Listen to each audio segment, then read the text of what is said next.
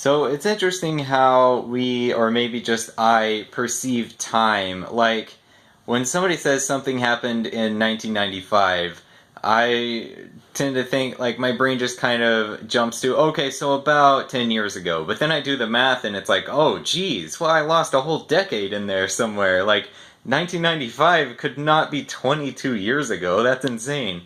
But, like, I think part of it is that I haven't really assigned like a big stereotypical identity to that decade, like the previous decade to the one we're in now.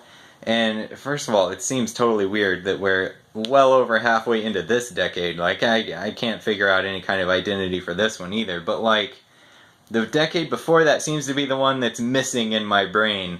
And I think it's because we have these ideas of like what the 50s was like. You know, you see Happy Days and it's like, okay, that's the 50s. In the 60s, you have like hippies and the Vietnam War and stuff. And 70, like each decade has its own, they're probably really exaggerated stereotypes, and they obviously weren't like clearly defined. It's not like on January 1st, 1970, everybody ran out and bought some bell-bottom jeans. Like that's, or were they jeans? Just pants, just like slacks, right? I don't know. I don't know. Or like on January 1st, 1980, everybody suddenly went out and got some leg warmers and started listening to synth pop. Like they kind of just melt into each other. And maybe that's why, maybe it takes like 20 years for people to look back on it and actually assign an identity to a decade. Because right now it seems like, you know, things changed a lot around the year 2000.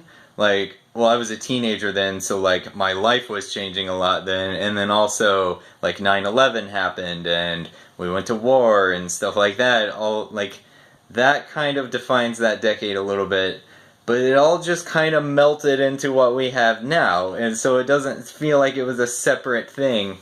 And I don't know, I guess I'm asking you, like, what do you think of when you think of the previous decade? The zero zeros or the 2000s or the aughts or whatever you want to call it. What differentiates it from the decade we're currently in? I was trying to think of something. I think the biggest one is like smartphones. Smartphones came along at the end of the previous decade, or at least when we got to a point where everybody had one, was pretty much like right on the line of where the decade changed over. So I think that's a big one. Like the internet during that decade went from being something that was just kind of there but most people didn't use a whole lot to being like something everybody uses all the time. Social media got its start then and really took off, and now social media is just in our pockets. Like I'm filming a vlog on one that I'm going to upload to the internet. That wasn't a thing you could really do for most of that decade. So I think technology, I think, defines a lot of it. And I mean, we've had the internet all through that, but the way we use the internet has changed a lot. So I think for me that might be what it is, but I'm interested in it to see what other people have.